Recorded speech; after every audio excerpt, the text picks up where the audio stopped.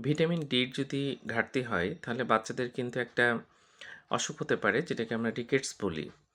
তো যাক আগে একসময় প্রচুর পাওয়া যেত, কিন্তু বর্তমানে মানুষের জীবনযাত্রার উন্নয়নের ফলে এই রোগটা কিন্তু কিছুটা হলেও কমে এসেছে।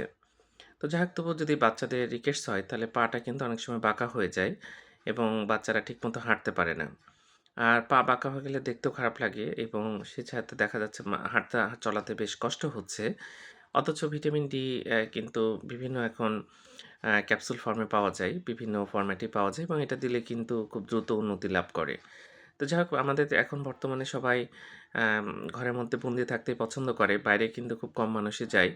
এর ফলে কিন্তু দেখা যায় যে বাইরে না যাওয়ার ফলে ভিটামিন ডি কিন্তু সূর্যের আলো থেকে আমাদের চামড়ার মধ্যে তৈরি হয়। সূর্যের আলো চামড়ায় পড়ে, চামড়ার মধ্যে থাকা একটা উপাদান কিন্তু বিভিন্ন ক্রিয়া-বিক্রিয়ার ফলে ভিটামিন ডিতে পরিণত হয়। সূর্যের আলো কিন্তু দরকার।